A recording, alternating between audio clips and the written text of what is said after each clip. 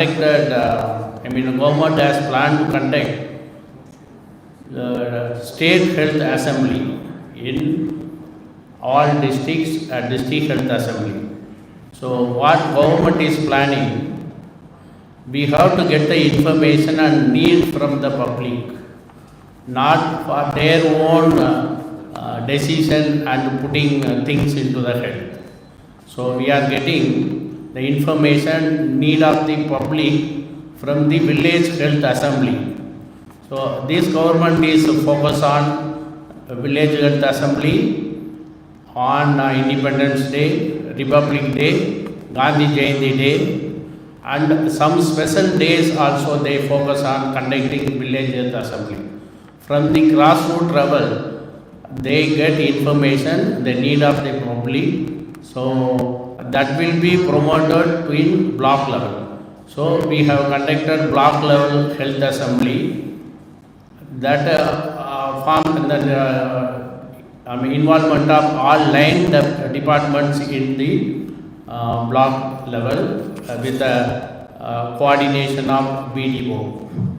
So from that, the resolutions are taken to district health assembly. First time in our district included in the phase 3 in Tamil Nadu. We have conducted 16th February we have conducted district health assembly here, and last month we had a state health assembly. This is state health assembly at Omandura.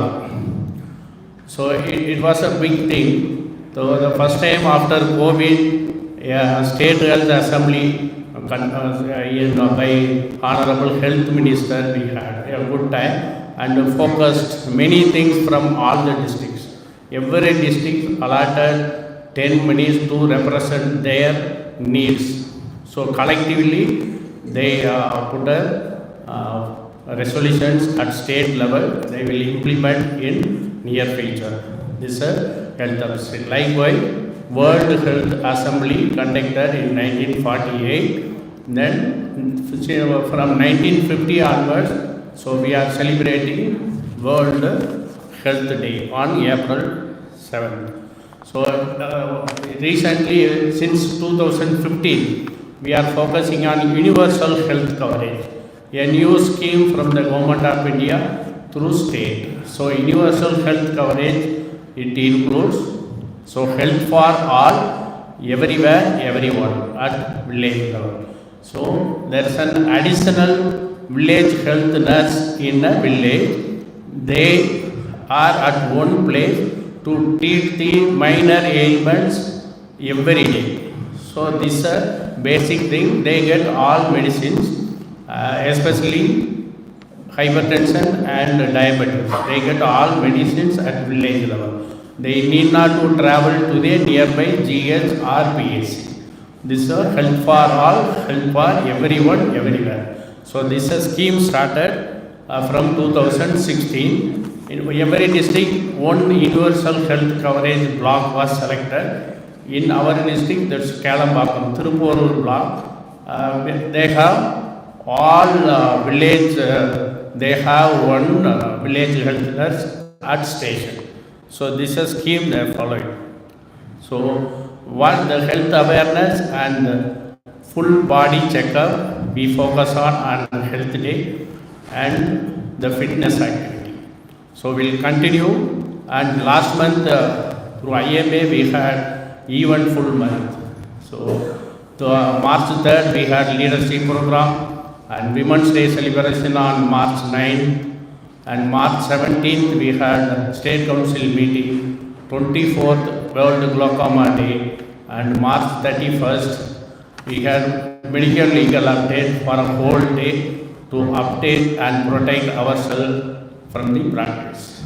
So this month we have celebrating World Health Day on 7th, 13th and 14th we have Central Working Committee meeting, and 20th we have Ethical Committee meeting. Thank you all. Have a wonderful day.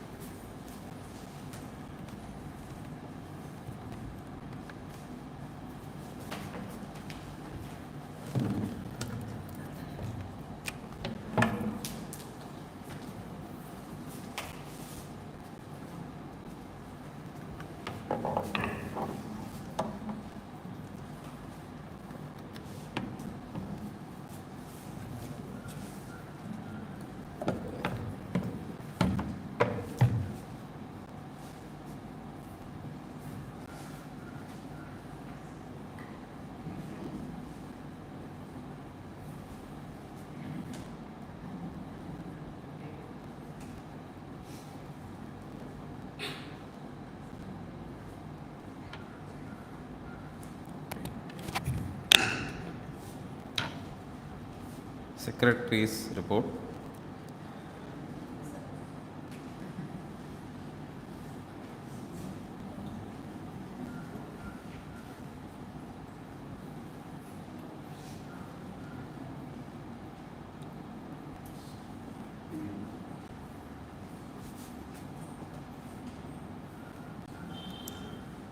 So we celebrated International Women's Day on 9/3/2024. There were academic sessions on women health, Zumba and flexibility training for women, and we also awarded women achievers from medical, paramedical and social work backgrounds. These are the pictures from the event. So the fitness session, and these are the photographs of the audience. These are the awardees who were awarded on International Women's Day. So then we had World Sleep Day CME, which was organized by AMS Wing and Tambram ENT Forum together. And this was one of a kind event where an international speaker presented on this obstructive sleep apnea. Professor Claudio Vicini from Italy, Mohan Kameshwaran sir, Sashidhar Tatavati, they were the speakers. Almost 140 attendees from all over the world participated in the event. So then we moved on to State Council meeting Elagiri, where our IMA Tambaram branch got awarded for the second highest membership during the recently concluded membership drive. And that is the photograph from that. And we had a fantastic experience traveling to the State Council meeting. We learned a lot from the seniors, a lot of energy and enthusiasm we shared, a lot of things were learned, and we enjoyed the trip thoroughly. So IMA Tambaram CGP wing conducted training programs for paramedics. It was organized by Dr. Vindhya, coordinator of CGP wing. She spoke on danger signs in newborn recognition and management to paramedical staffs. It was conducted at BP Jain Hospital, Pammal. So Oral Health Day was conducted on 23/2024 at Rane NSK Limited. It was organized by Premlata Madam, and Dr. S.K. Ravichandran, ENT surgeon, spoke on oral health to the employees of the company, and it was attended by 46 employees. So then newborn assessment program was conducted by NHP wing at Banu Hospital, Pammal. It was organized by Dr. C.T. Karthikeyan, NHP secretary, and Dr. Ramya Karthikeyan, joint secretary. And then a screening camp for school teachers was conducted at NSN school on 23/3. Dr. Sai Meenakshi madam from Sai Specialty Hospital organized it. 84 teachers were screened. 4 were diagnosed with severe anemia. 2 new diabetes was diagnosed. Glaucoma week webinar for public and screening for doctors and their family was conducted on 24/3/2024 at IMA Tambaram Hall, and it was organized in association with Tambaram Ophthalmology Society. So these were the pictures from the event.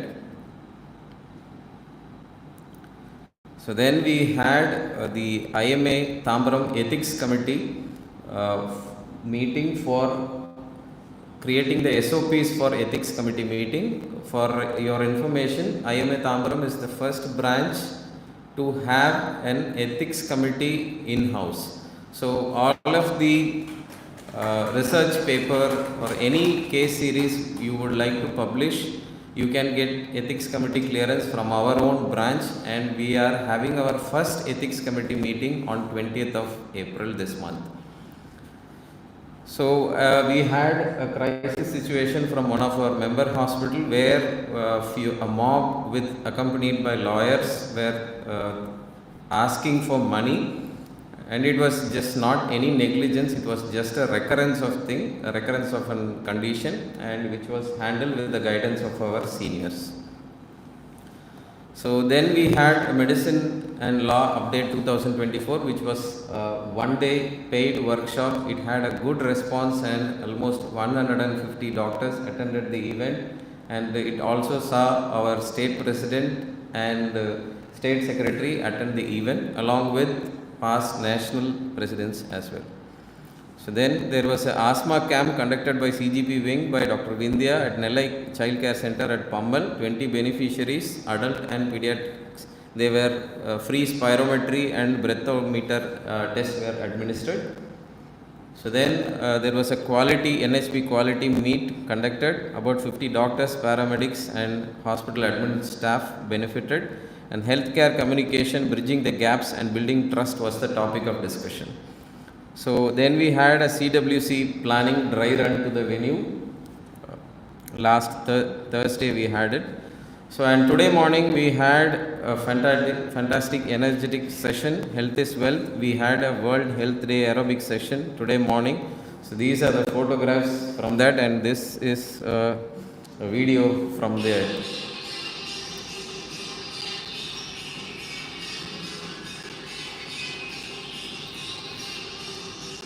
So a lot of enthusiastic and energetic participation from our members. So, and as President mentioned, we have our CWC meeting happening on 13th and 14th, so which is a national event which is being organized by IMA TBM. And later we have 20th, we have our first ethics meeting. These would be the upcoming meetings. Thank you. So, next we move on to the academic session. So we have two talks from MIOT hospitals.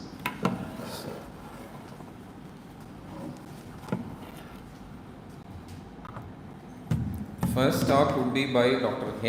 HEMAMALA VS. She will be talking to us about understanding fatty liver. Dr. HEMAMALA is a gastroenterologist.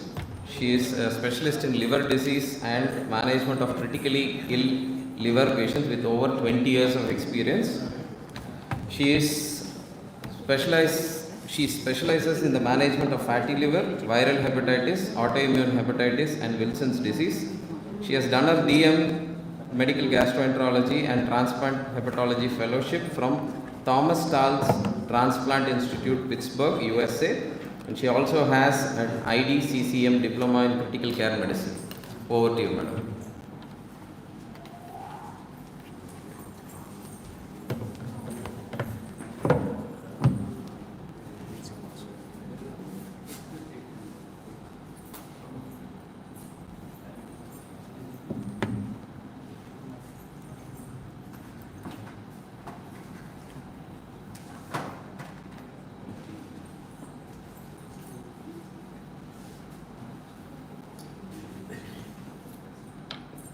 Thank you very much.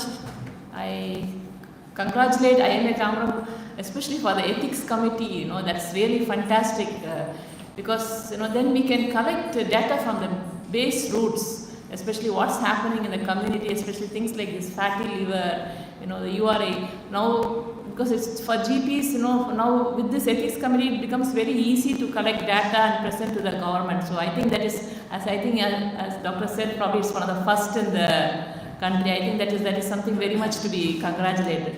I thank IMA TBM for giving us this opportunity, and Venkatesh is a good friend, Kyle is there, and I am very, very happy to be here. I was requested to talk on fatty liver if possible, and the morning has already set the tone for that with good aerobics and so obviously I think so all of you are quite conscious about the fatty liver. Now this fatty liver, why this fatty liver? This is very, very common actually. So I will be talking for about 20 to 30 minutes on I have given this talk multiple times over the last 10 or 15 years, and each a few months we update the slides, and lots of many exciting things are happening for the past few years. Most of us would have seen this fatty liver for many years. But I am going to talk about the impact of the disease, a recent change in the nomenclature, why it has been changed, how to diagnose, and if possible what to do for the treatment. So this is a classical patient which I see as a hepatologist or a transplant hepatologist. 65-year-old male patient who's a diabetic for 15 years. He has developed abdominal distension, ascites, varicose bleeding, like a classical decompensated liver disease, and he has come to us because he needs liver transplant. So doctor, எனக்கு ஒரு கெட்ட பழக்கமும் இல்லை, எனக்கு எதுக்கு வந்துச்சு But where ஒண்ணுமே இல்லையா fatty liver, நம்ம 5 வருஷம் முன்னாடியே சொன்னாங்க fatty liver இருந்துச்சு. And these are his labs 5 years back. 40 AST, that means SGOT is 45, SGPT is 32, platelets 1,30,000, ultrasound fatty liver. Now, how many people feel these labs are normal 5 years back? Normal? Okay, so that is what. So fatty liver is quite common. So how to and when we say decompensated liver disease, that means cirrhosis. So it is a process which happens over 20 to 25 years. So how do we detect early? Is there a reversibility, and how do we detect? That's what it's going to be. And then we have another common patient. Now we are doing liver transplant, and then for the liver transplant we need a living donor, and this is a common thing that their donors have, who are usually their sons or daughters. They have fatty liver, and what to do about it? How can they go about donating for their loved ones? So most of what I am going to talk is from the Indian National Society of Liver Disease, their guidelines and American Society guidelines. So how do we define? It used to be called as non-alcoholic fatty liver disease. So the name itself has everything. So generally, less than 5% of our liver cells will have fat. So there is more than 5% of liver cells will have fat, and in addition to the fat, there is inflammatory changes. So and then there is no other causes, and little or no alcohol. So little or no alcohol means less than 20 grams for women, and less than 30 grams for men. And so this fatty liver is not one single entity, it is a whole spectrum. So it starts with fatty, just fat accumulation in the liver, and then there is inflammation, and if there is inflammation, there is going to be scarring, which leads to cirrhosis. So this is a full spectrum, and now we know that there is also something happening in between this spectrum. So there is a plain fatty liver, there is NASH, that means there is inflammation and scarring, and there is cirrhosis. And then there is also hepatocellular carcinoma. So we know that common causes for hepatocellular carcinoma is cirrhosis or hepatitis B. But this NASH is one condition where even without cirrhosis, they can develop hepatocellular carcinoma. And we have had even doctors who come to us with HCC at 59 or 60 years, and only risk factor for them is the fatty liver. So this is quite prevalent, and India is in the red zone. So India is, all these 15-20 years we have been talking quite a lot about obesity and diabetes, and fatty liver is one spectrum of that. So, and the incidence has been increasing throughout the world over time. Like before 2000 it was 25%, now it's close to 40% of general population will have fatty liver, and this is the statistics for India. So around 35 to 40% for adults, even in children, and it can be as high as 50% in those with diabetes. So how many of you treat diabetes? So you would see almost half your patients, maybe sometimes more, having this fatty liver in their ultrasound scan. So like Dr. Chitralekha was saying, at least 4 or 5 patients I am seeing with fatty liver. So what to do about it, when to refer. And not just that fatty liver, as I told, for us when we do transplantation, now this is becoming one of the leading causes for liver transplantation, especially in women and those who are above 65 years of age. This is equivalent to alcohol. This is the indication for transplantation. And what we used to call as cryptogenic, almost always now we know it is fatty liver, the cryptogenic cirrhosis. And this is a cause for non-viral HCC or a non-cirrhotic hepatocellular carcinoma. And for all these minor elevations, 60, 70, SGOT-PT, fatty liver is the most common cause.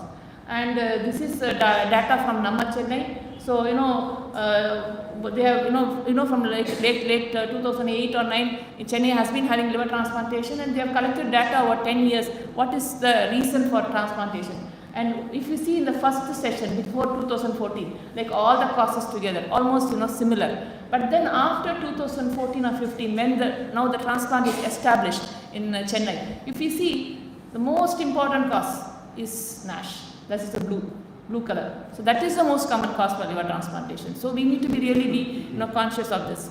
And so all these things, increasing prevalence, the economic burden associated with it, we have discussed, and there are some treatments now available. So now the new nomenclature. So NASH, non-alcoholic steatohepatitis. So now it is called as steatotic liver disease. So self-explanatory, steatotic liver disease, and it is metabolic dysfunction. So metabolic dysfunction, as for any, as when you treat diabetes or cardiovascular disease, the definitions for metabolic risk factors, obesity, the triglyceride, hypertension, same things applies here also. So the reason this has been brought about, I think probably this will be circulated to others, IMA, general practitioners and general physicians slowly. This is a term we are using because many times there can be combined. Yes, he has diabetes, he is obese, but he is also taking some amount of alcohol. So, to differentiate, put both of them together. So, affirming, non-stigmatizing.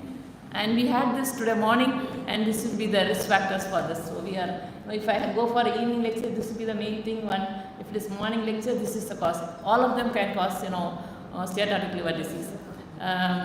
So this is how now we are applying. So patient has fatty liver by ultrasound.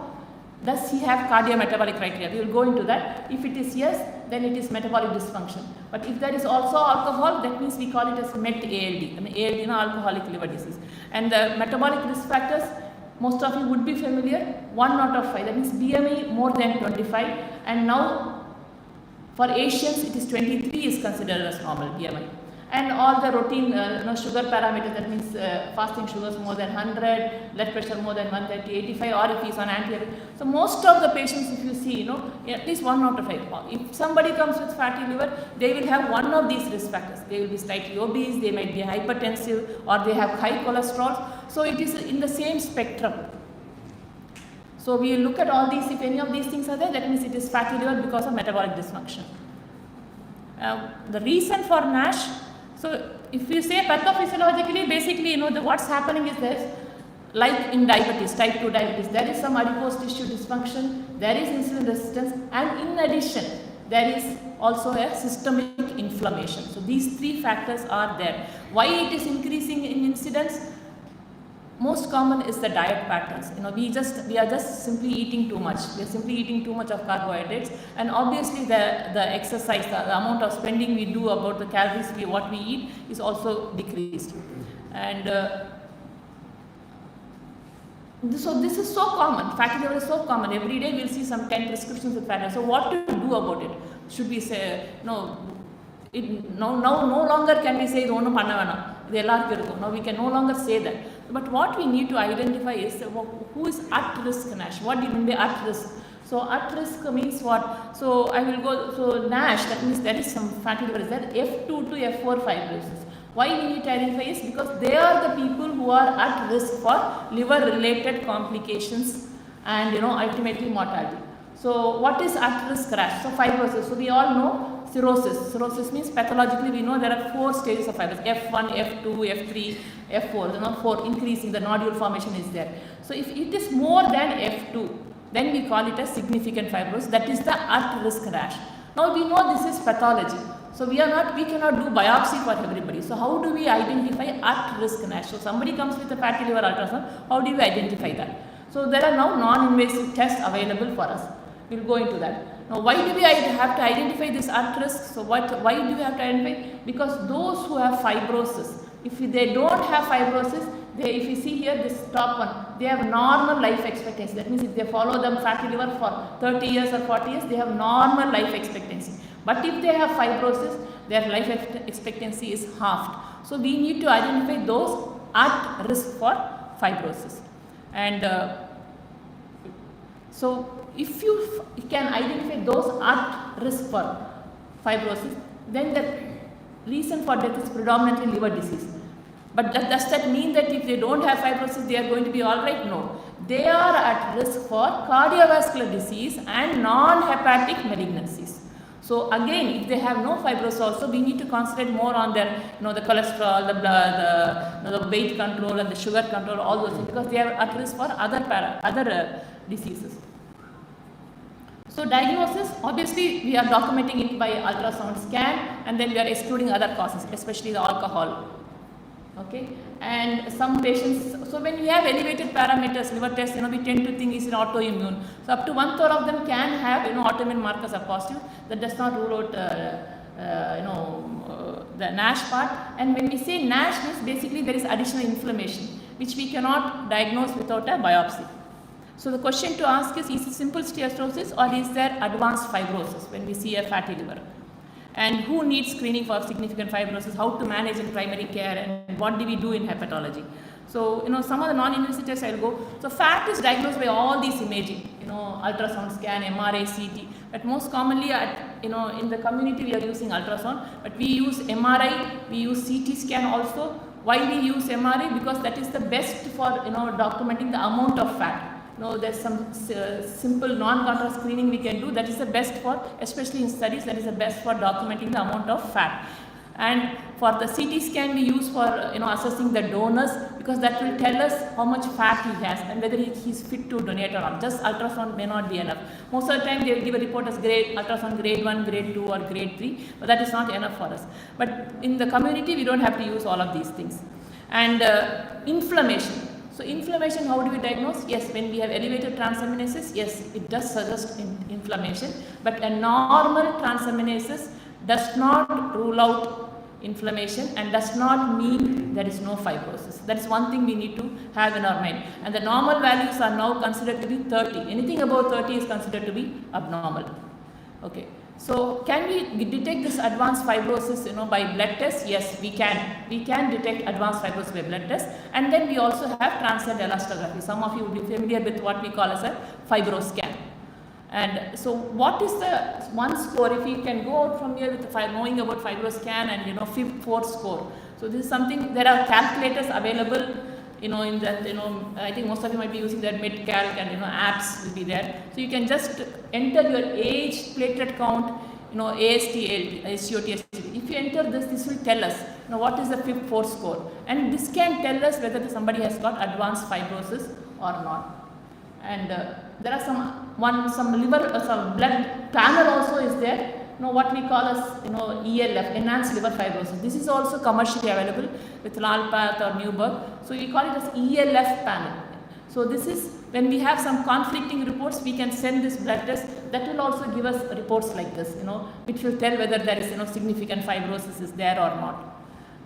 So when we do this FIB-4 score, so we put it, so if it is less than 1.2, that means significant fibrosis is not there. But if it's more than 2, that means significant fibrosis is there. You should know that when we say F1, F4, it takes 10 to 15 years to go to F4. And even somebody has cirrhosis, they are in a compensated state, that means there is no ascites. They can be in that state for another 10 years before they develop decompensation. Decompensation means ascites and varicose bleeding. So there is a long course. So even if you can detect somebody in a compensated cirrhosis, still there some amount of reversibility can be there. So this is the fibroscan which we have. So it's like a probe. Basically it is like an ultrasound machine, but it just sends in a wave and it brings it out, and the speed with which it goes in and comes out, it will tell the stiffness of the liver. Normal liver is soft, whereas a fibrous liver will be stiff, and a cirrhotic liver will be very, very stiff, like it will become like a stone. So the speed with which it, the sound waves go in and come out, so it is measured in kilopascals. So normal value is below 5 or 6, and it can go up to 70. But anything more than 13 or 14 can be considered as cirrhosis.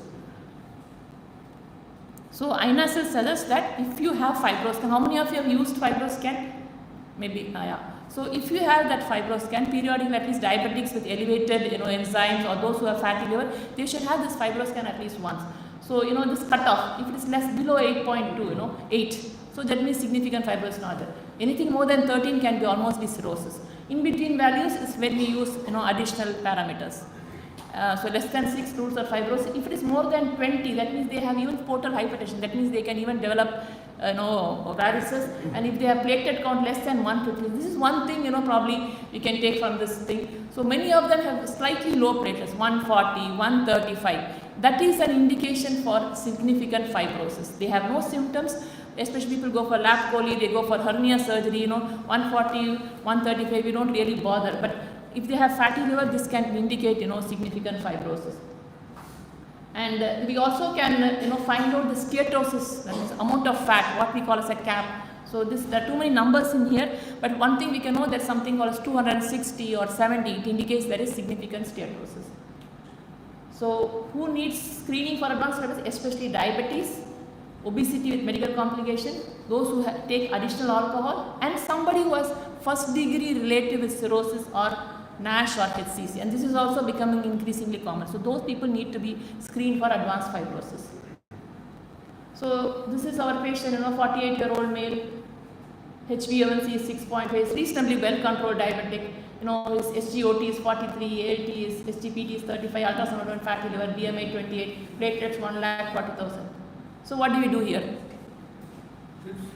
Fifth floor, yes. Point reached. 2.6.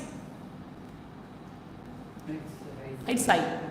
It's high. The patient is doing well. He is come with routine. So this is high. So he is likely to have compensated cirrhosis.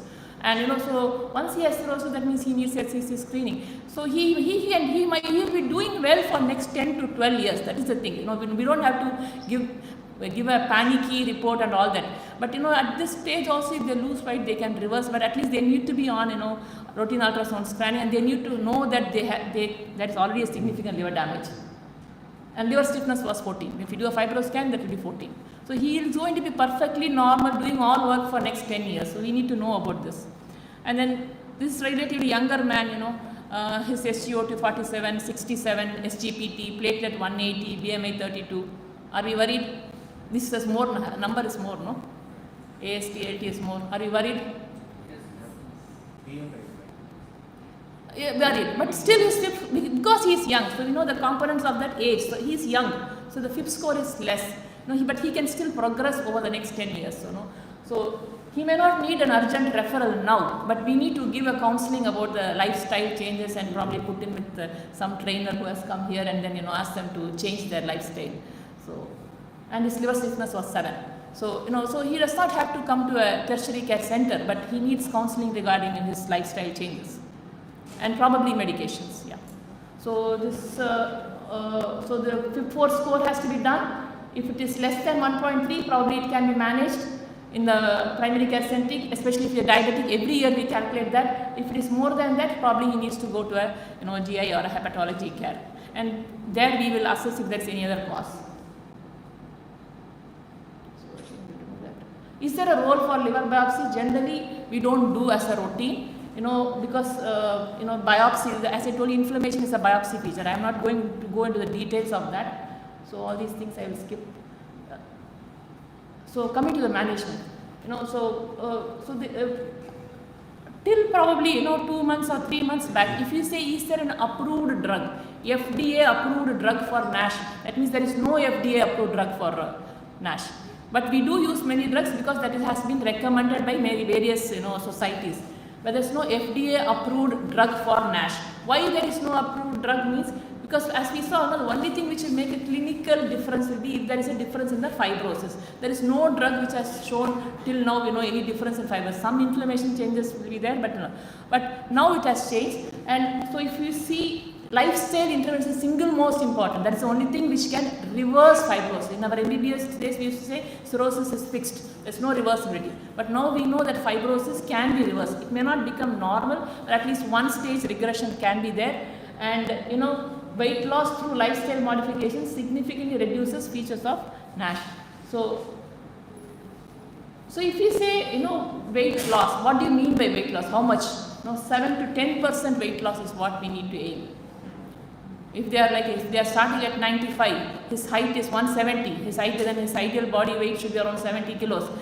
He can't lose from 90 to 70, he cannot come down. But if he can achieve 7 to 10%, that means even if he comes down to 80, there can be significant reduction of all the liver features. So that is what we need to aim for, 7 to 10% of weight loss, and calorie restriction by 30%, and a moderate intensity exercises. So this itself can become another 1 hour lecture. Maybe some other day we can see, I think morning they would have given something on what kind of exercise, what kind of diet, how do we monitor our diet, how do we restrict calories. So that is very, very important. And in this, the carbohydrates are the main culprit. So people ask, can we take non-veg and all that? Yes, we can. Protein intake is very much essential. So, but it all depends on what we call as non-veg. Biryani is considered as non-veg. That biryani is not non-veg, it's only rice. Okay, so we need to know that difference and apply for it. And yes, sometimes if they are very obese, for the obesity part, yes, we can consider weight reduction, but not for NASH as such. Alcohol. So alcohol can be a cofactor in disease progression, and if they have significant fibrosis F2 and above, we should ask them to abstain from alcohol use completely. This instruction we were not giving before. We used to say once or twice a week is fine. But now we know that if they have F2 and above, even if they are doing well, we need to at least advise them to stop it till there is the inflammation and the fibrosis regresses. Pharmacological management. Now lots of medicines are being tried, but some have been studied, and there are some latest medicine which have some benefit. So we would have all be familiar with vitamin E or pioglitazone or saraglitazone, which many of you might be using for other as part of diabetes management also. So vitamin E is the one which is very well studied, relatively safe medication, but what they know is that there is a decrease in enzymes, there is some decrease in liver fat, but no effect on fibrosis, and no effect on body weight. But this study has come some 10-15 years back, and this was primarily done in non-diabetics. So as of now, people are using it mainly for non-diabetics, but we have some studies now which are found to be safe in diabetics and cirrhotics also. And then, the PPAR gamma receptor agonist. So that is the next set of groups. Pioglitazone in diabetes we are using very frequently before, but I think now we are not using it so commonly, I think so. But that is something which is very useful for in NASH. So it decreases ALT. There is some resolution of inflammation, no effect on fibrosis, but there can be some body weight gain. And then the saraglitazone. So saraglitazone has been used by diabetologists and the cardiologists for a long time, but now at least it is approved in India by the DCJ for non-cirrhotic NASH. So basically, it acts on the liver cells, there is improvement in insulin resistance, there is decrease in hepatic steatosis, and now some meta-analysis have come, maybe there is some reduction in fibrosis also. And all these drugs has to be given for 1 or 2 years.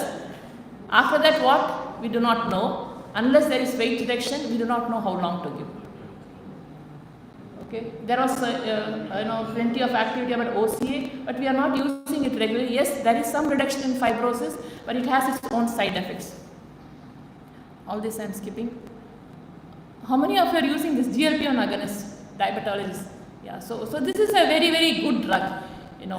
This was not available, maybe 15 years back, but this is a very good drug. And in fact, in the recent liver meeting, we had a discussion whether diabetes should be managed by the hepatologist or by the diabetologist, because the fatty liver is so common. And this is one drug, yes, which is used by diabetologists, but it is very useful probably in the management of those who have fatty liver also.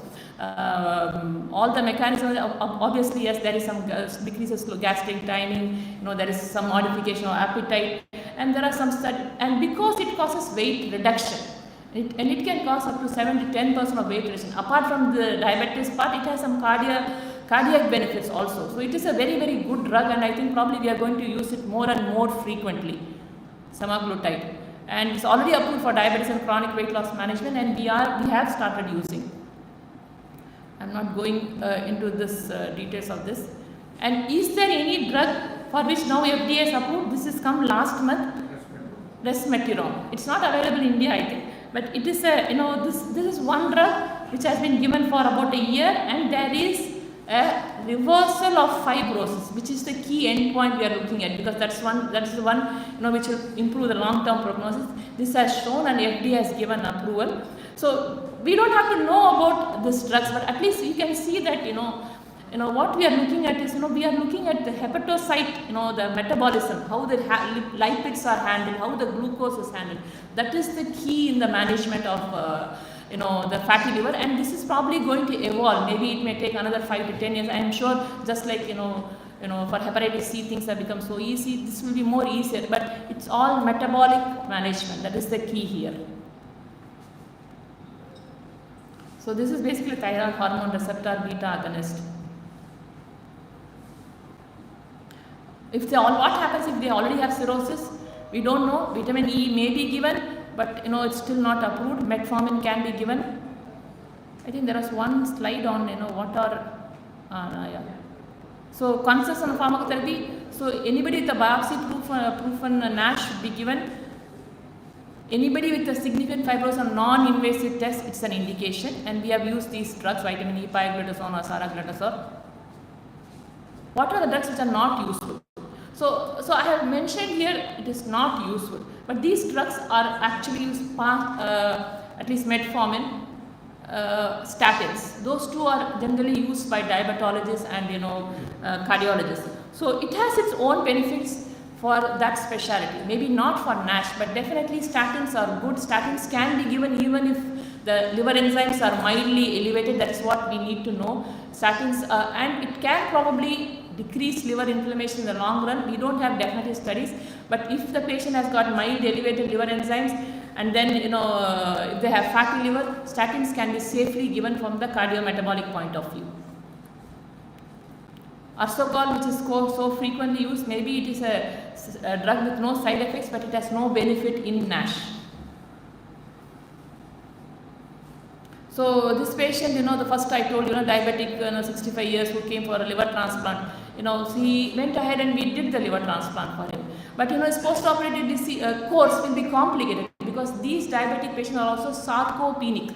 So sarcopenic means for them to come out of the ventilator, to come out of the ICU, everything takes a longer time. And this is especially we have seen with the NASH patients. Whereas the alcoholic patients, when they go for liver transplant, they are like out of ventilator day 1, they are out of ICU by day 4 or day 5. But NASH patients take a longer time to recover.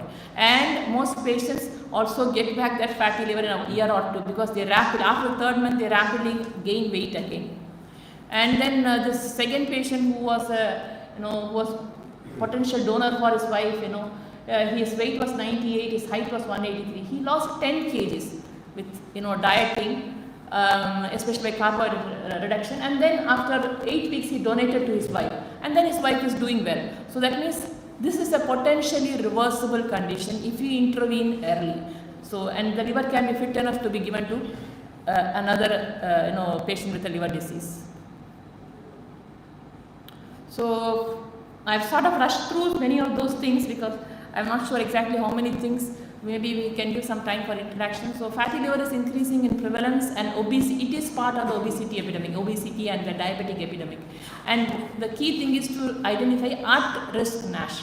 And we can use the FIB-4 score to identify that, and also use FibroScan if it's available. And lifestyle management is a key treatment. And if you have significant fibrosis by non-invasive test, you can start pharmacological treatment. Thank you.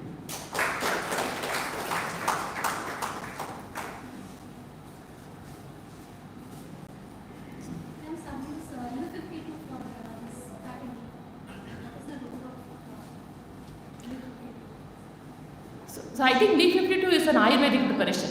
So I am not even sure whether nowadays we can legally write also. Somebody may create problems. So if they want to, they can. I'm not even sure whether we can write. We were all giving, as I told you, some of them may have silimarin. Silimarin may have some benefit, some hepatic regeneration, but there is no evidence as such. And common observation in most of the ultrasound report says grade 1, grade 2, grade 3. How to interpret and when to refer, or is it has any relevance? So they say that grade 1, grade 2 because of the imaging, like how clear the blood vessel is there or diaphragm is clear seen or not. It may correlate with mild moderate steatosis, but we don't have to bother so much. Patients are more concerned when they see grade 1 and grade 2. But what we need to look at is again the blood test. See their age, see their platelet count, calculate the FIB-4 score. And if it is low, tell them that they need to lose weight, otherwise they will progress to liver damage. If the FIB-4 score is higher, then ask for FibroScan and more invasive tests. So so we need to counsel them towards that rather than just saying grade 1 and grade 2 that your liver has worsened. We have to show them objectively if a grade 1 or a grade 2 liver in a 30-year-old is going to be different from a grade 2 fatty liver in a 50-year-old. Because over those 20 years, the liver would have already taken the damage. There is inflammation for 20 years, some scarring, already fibrosis would have happened. So based on their age, we need to counsel. So younger patient, we counsel more aggressively for lifestyle management. Madam, last 4 months, I have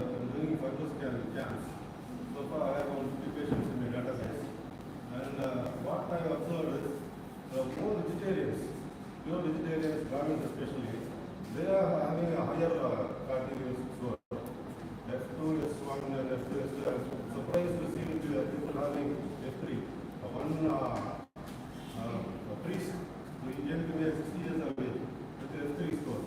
So very surprising.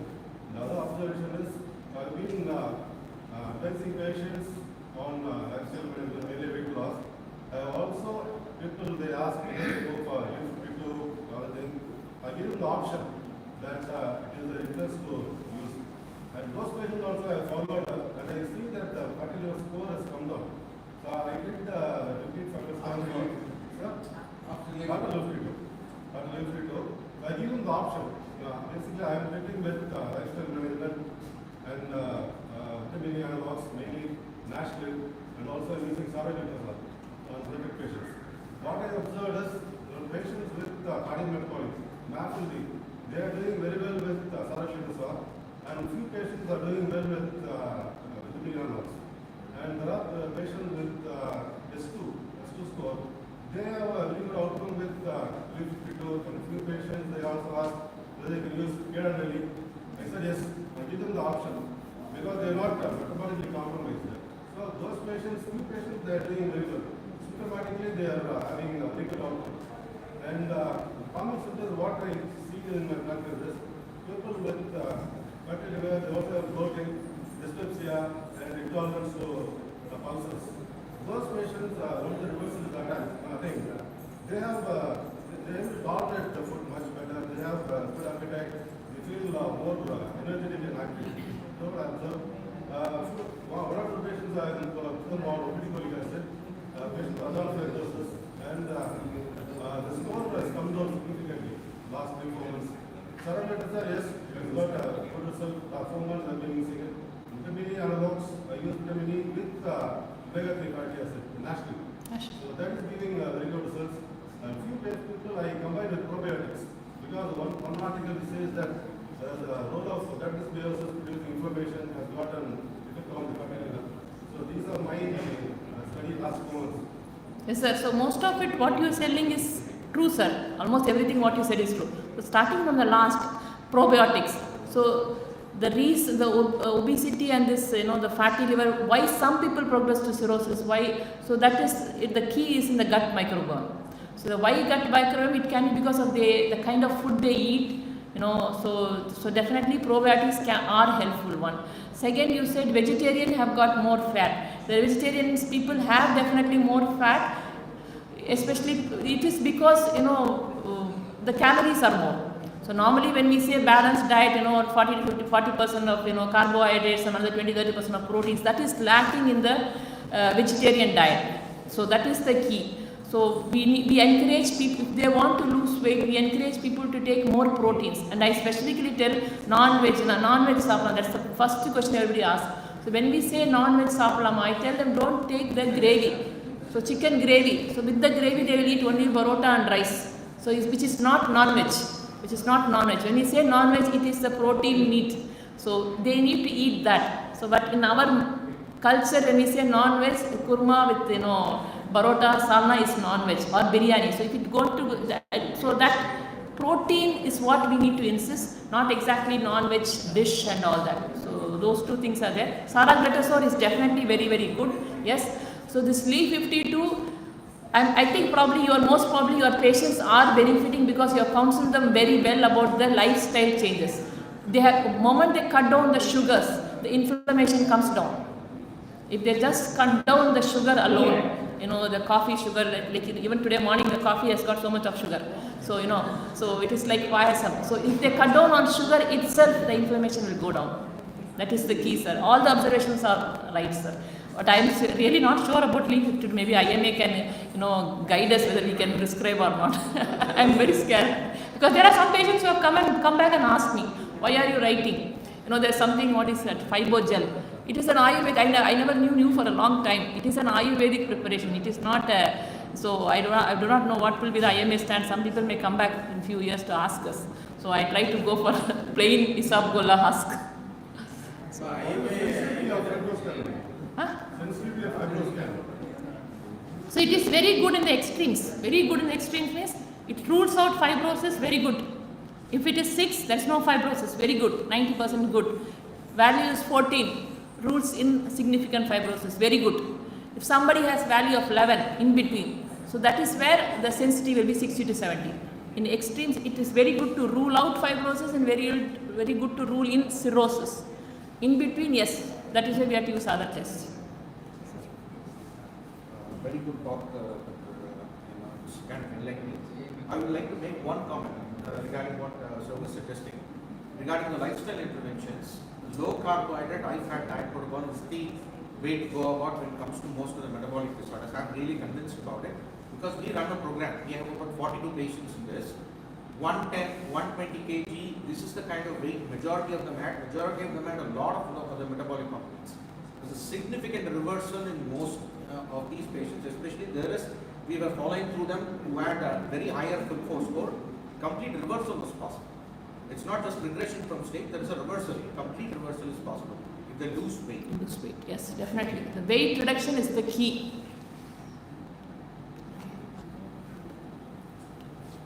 Thank you, thank you.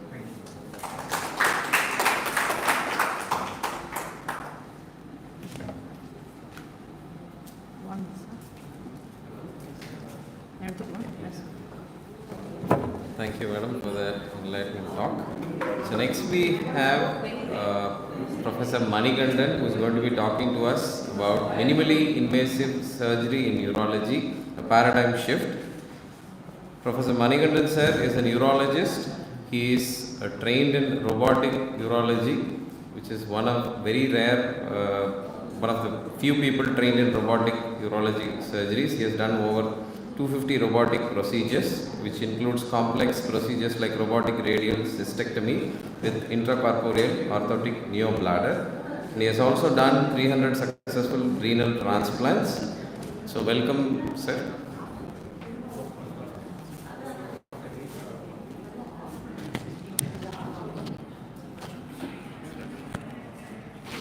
Good morning, one and all. Thank you for the kind words, sir. I would like to take this opportunity to thank the office bearers of the IMA TBM, Mr. President, Secretary and Treasurer for giving this opportunity to address this authors gathering.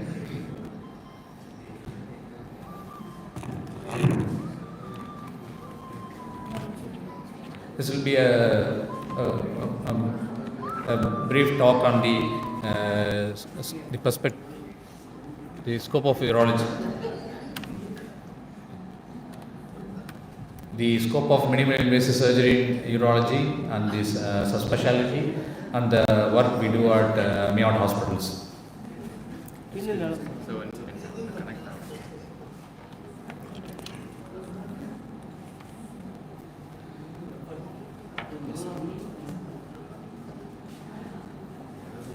Sir, the last 2 to 3 decades, urology as a subspecialty has grown rapidly because of the imbibing the minimal invasive concept in management of all variety of urological diseases. This is mainly possible as we have embraced the technological advances as in other subspecialties, mainly with the development of newer, slimmer endoscopes, the development of the laser technology, the energy devices which are used in laparoscopic surgeries, as well as in the minimally invasive surgeries. So almost the majority, more than 90-95% of urologic procedures are being done through keyhole and avoiding the open surgeries. So particularly if you look at the stone disease, is almost 99.5% all the stone diseases are treated by minimally invasive way compared to what was about 2 to 3 decades ago. So as I told you, the advancement is due to the embracing the technology. So medical field along with the developments in the industry helps us in performing this minimally invasive surgery and giving the benefit to our patients. So urology was the lead in all surgical specialties in taking up robotic surgery as well as the use of laser technology in stone management, prostate surgeries, and using of high energy devices for hemostasis and surgical tissue dissection. So these are the subspecialties of urology. Now urology has diversified into all these subspecialties, and people are youngsters are more and more focused on this delivering this subspecialty work in their own way. So particularly urolithiasis, endourology. As urology, people think that we treat only stones and prostate. It is not only that. There is a wide spectrum of subspecialties, including oncology, uro-oncology, kidney transplantation, reconstructive urology, both the males and females. And the last decade, new subspecialty has emerged as a female urology in voiding dysfunction to specifically address the issues of the urological problems with respect to the female patients of all age group, then male infertility andrology and pediatric urology. So to start with, this is our I put forth this is our core work of treating, managing the stones. The stones are different places in the kidney, ureter, urinary bladder, and the urethra. These are all managed endoscopically, predominantly by using the laser surgery. We at MIOT Hospital have this high-end laser machine. With this, we are able to pulverize the stones and retrieve the stones minimally invasively. So even with the use of miniature endoscopes, these surgeries are performed as a daycare procedure without scars. So the recovery is very rapid. So patients can get back to work the next day, and there's no loss of work hours for these patients. And the role of surgery, the laser surgery in prostate is mainly for patients who have more than 80 grams of prostate, 70-80 grams of prostates, which are can be managed by the conventional transurethral resection of prostate using electrical energy, but the recovery is shorter, and particularly patients who have comorbid diseases, who have chronic kidney disease, definitely laser is a big boon for these patients, where the surgery time is shortened. As you look at these subspecialties, the uro-oncology, we do most of the surgeries, even bladder cancer, kidney cancers, and retroperitoneal lymphonosis, all done by laparoscopic surgeries, and including the prostate cancers. So, but as robotic surgery has developed, the radical prostate is more and more done by robotic approach than by open or laparoscopic surgeries. So I'll just present few videos of complex urology cases which has been managed laparoscopically at our institution. So this is a 57-year-old gentleman, diabetic, hypertensive, who was incidentally detected to have a 4 into 3 centimeter tumor enhancing on CT scan. So this patient on metabolic lookup did not found to have any other metastasis all over the body. So the plan was laparoscopic partial nephrectomy from the left kidney.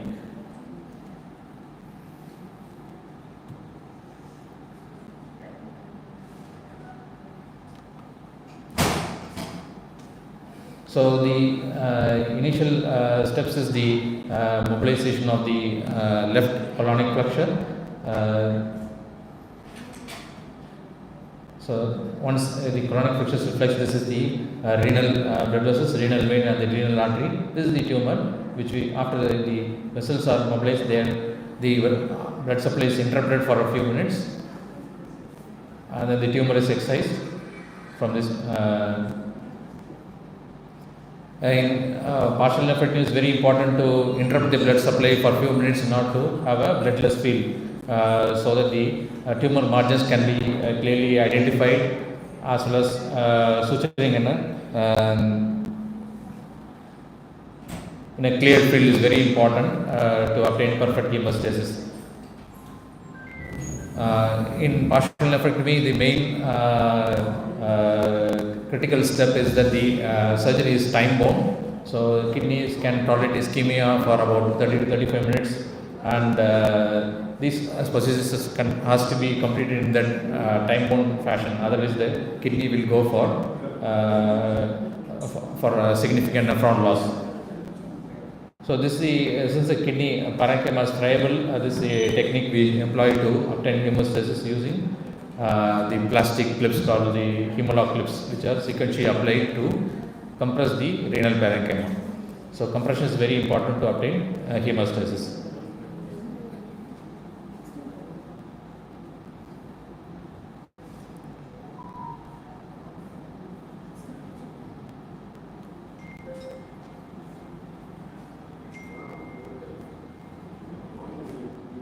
Then the clamp is removed and the blood supply to the kidney is restored. So next is a 25-year-old adolescent who presented with chronic right flank pain, and on investigation he was found to have a congenital uretropelvic junction obstruction with a secondary renal calculus. So the patient underwent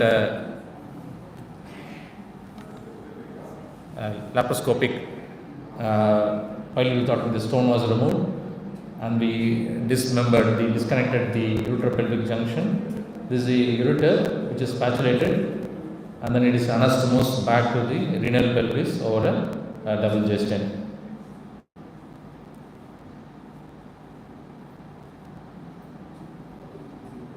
So the uretropelvic junction in the recent years being diagnosed more commonly in the pediatric age group, but we still find some adolescents who had obstruction, who have mild episodes of flank pain on and off, but generally they are totally asymptomatic, and so on fine day they present with severe flank pain or have stones who are formed because of the stasis of the urine, or sometimes present with acute pyelonephritis and pyonephrosis.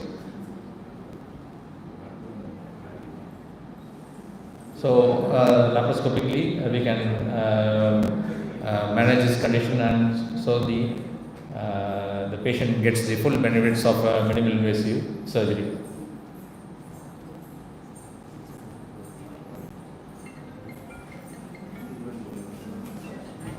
So once the one wall anastomos was completed, then you put a stent to ensure the healing, to reduce the urinary extravasation.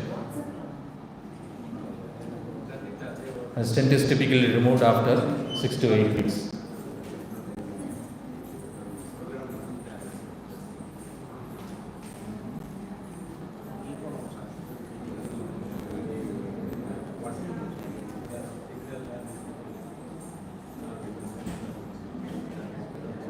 Once the ureter anastomos is over, then we close the pelvis pylotomy.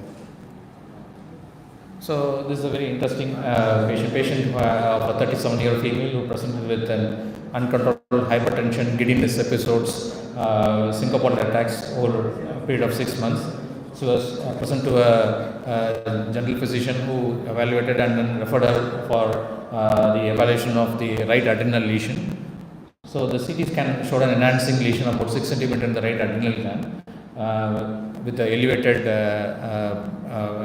vinyl mandelic acid and the plasma-afferent metareference of typical of a phacomocytoma. So she underwent laparoscopic right radical nephrectomy. So this is the imaging picture of the patient with the right adrenal lesion. This is right.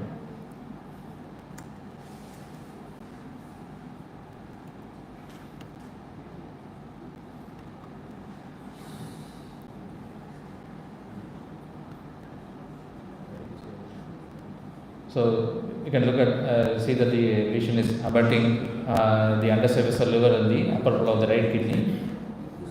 So the main difficulty in treating such a large arterial lesion is the lack of space because the tumor is wedged between the upper pole of the kidney and the undersurface liver, with the inferior vena cava closely straddling the lesion.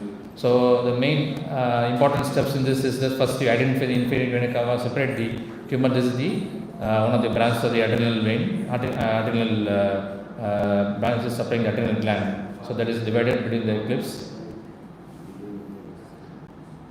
Then we separate the tumor from the upper pole of the kidney.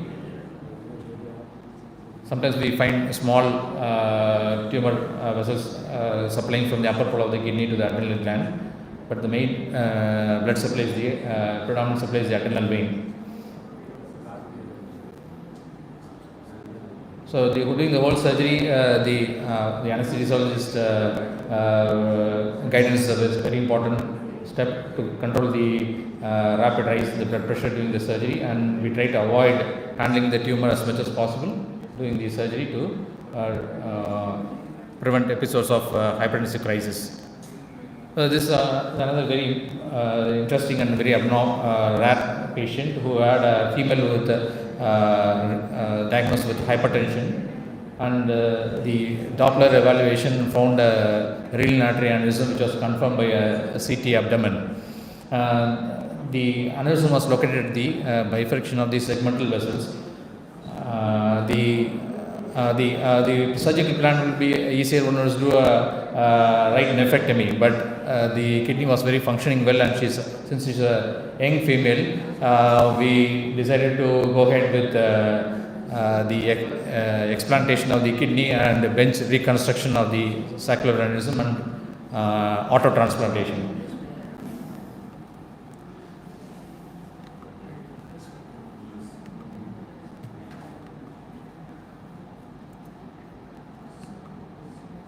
Sorry.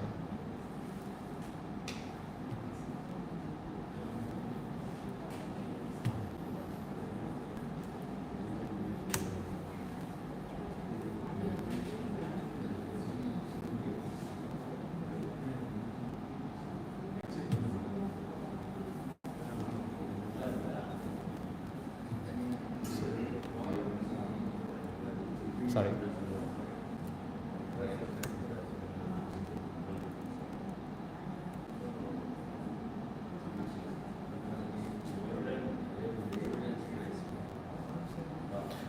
So this is the three-dimensional anatomy of the renal sacral aneurysm. So similarly, the right kidney was mobilized, identifying the renal vessels.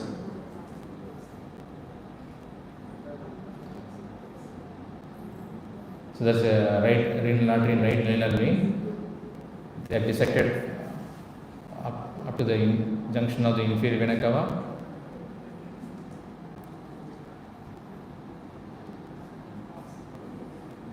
So then the inferior vena cava was mobilized, and then the renal artery was identified at its origin from the abdominal aorta. So this is the right renal artery is dissected and divided between the HEMAMALA clips. Then the right renal vein is divided.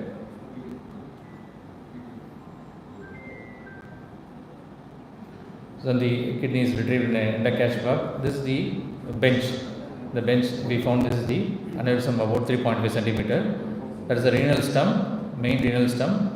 From there, the aneurysm is straddled between these branches. So the aneurysm is about to be excised. Once we excise, then we end up in a 3 segmental branches with a small cuff of the one wall of the renal artery aneurysm left behind.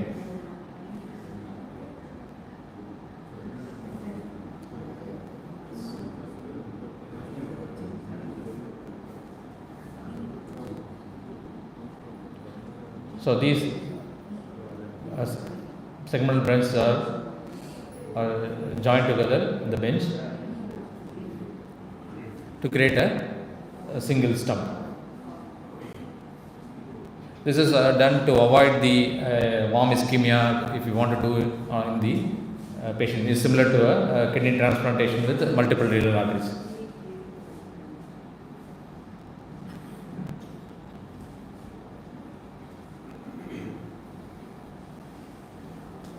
So once we are done, then we perfuse the kidney to look for any leaks.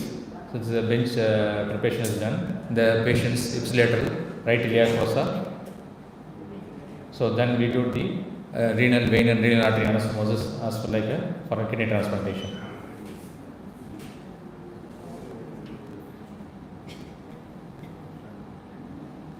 The renal vein is anastomosed to external iliac vein, and the renal artery is anastomosed to the external iliac artery.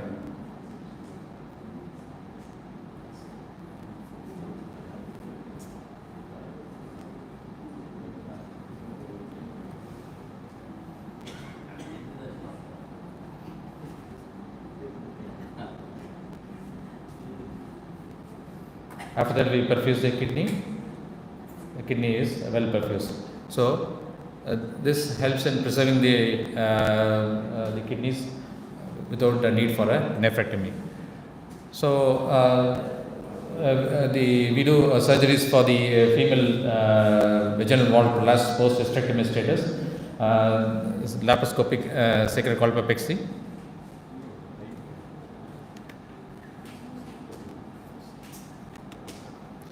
So for this first space is created in the tunnel, like space is created in the retroperitoneum, just medial to the iliac vessels, and then the space is developed all the way up to the cul-de-sac.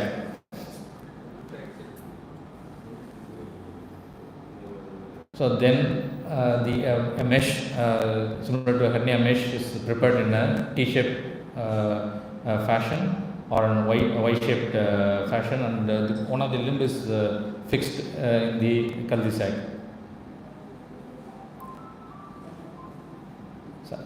Subsequently, the vaginal wall is pushed into the abdomen, and then a space is created. The peritoneum over the vaginal wall is dissected to create a space, potential space. The other limb of the Y-shaped mesh is kept there.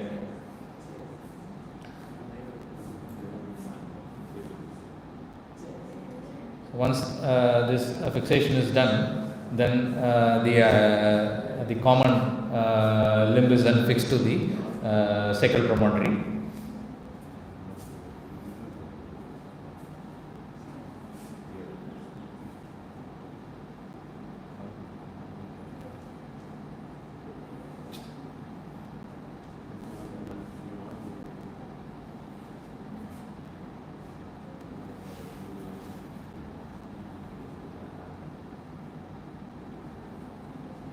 So both limbs are then tied together and then fixed to the sacral promontory. Then the retroperitoneal dissection is closed and the mesh is totally extraperitonealized.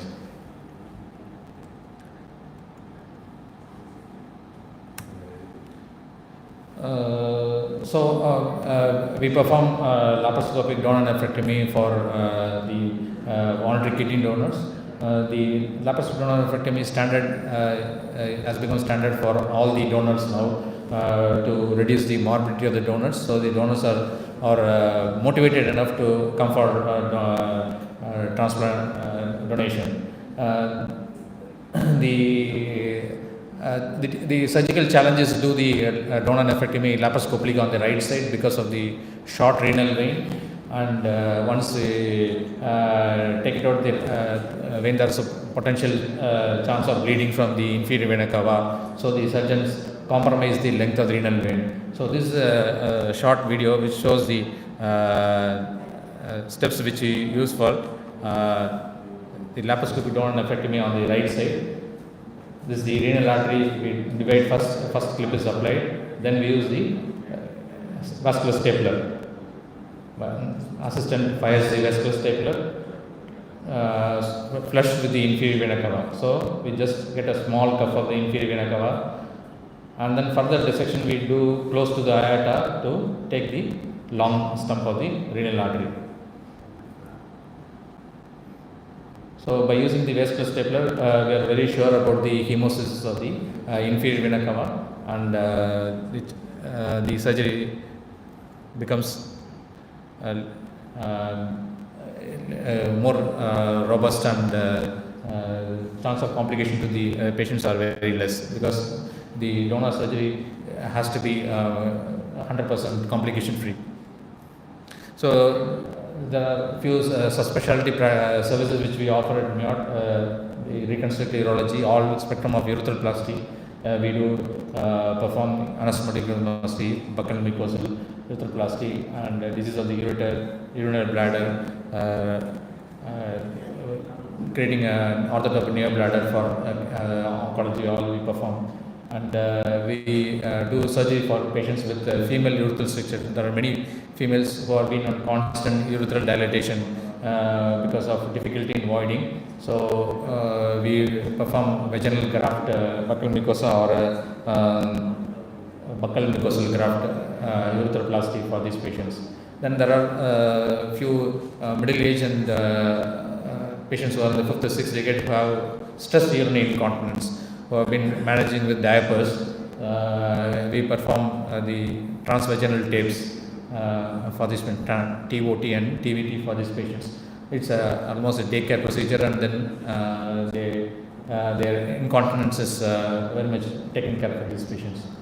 There are some patients who have intrinsic sphincter deficiency. That's when they cough or when they stand, they leak urine because of the deficiency of the internal urethral sphincter. So we perform artificial sphincter also for such patients. We perform these procedures for patients with who come for the evaluation male infertility and erectile dysfunction, including penile process implantation and penile curvature correction as well. This is one of the gentlemen who was referred to us from South Sudan, who came with continuous incontinence because of post-prostatectomy surgery. Because of his religious beliefs, he couldn't go to his praying place, so he was here for evaluation and management of the urinary leakage.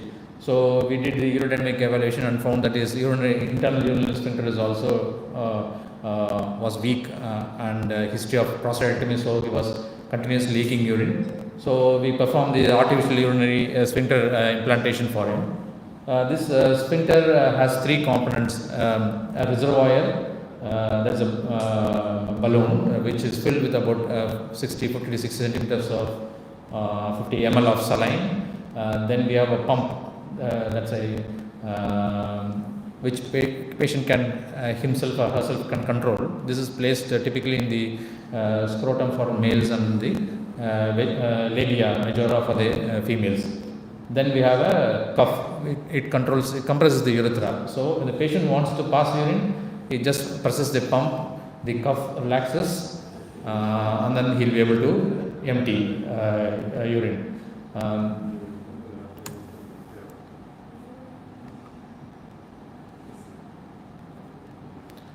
So for this is a patient who first we dissected the bulbar urethra, and this cuff is placed around the bulbar urethra. So it acts as a scaffold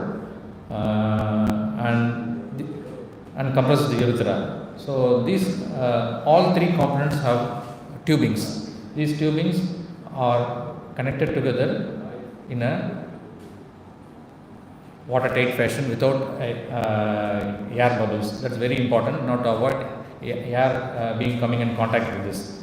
So then these the balloon, that's a reservoir, it's placed in the pre-vesical space by a separate 2-3 centimeter incision. So this is the balloon. The balloon acts as a high pressure reservoir. So the normal patient who is continent, who wants to be continent, the saline comes and fills the urethral cuff and produces the continence. So that is the pump which is placed in the scrotum. So this a diabetic was referred for evaluation erectile dysfunction, was not responding to medical management with PDE5 inhibitors for a long period of time. So we did a penile Doppler, and then he had arterial inefficiency. So we proceeded with the artificial penile process implantation for him.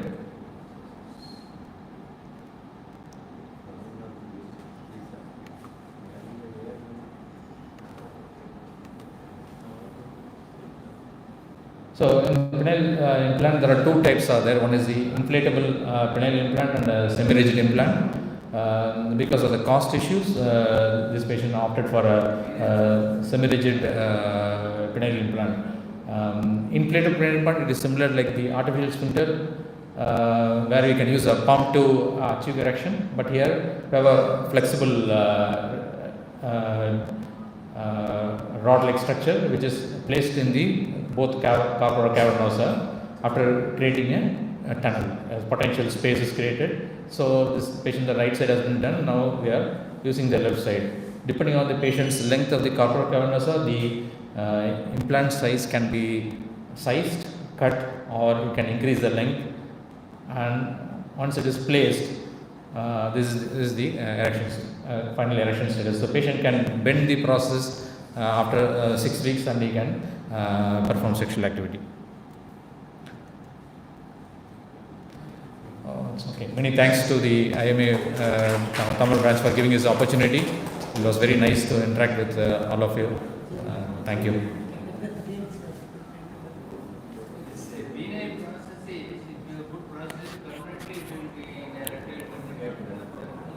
Yes, sir. There is two types of process, as I said, told you. There is one called a 3-piece inflatable process, where we provide a button-like pump in the scrotum. So patient can press that, then he will have an erection. Once the sexual act is over, then we press it, then his erection will come down. But it is expensive, it's about 8 lakhs. So this is semi-rigid, where the patient can bend and use it. So this will not be visible outside. So you can use his underwear, can conceal this device.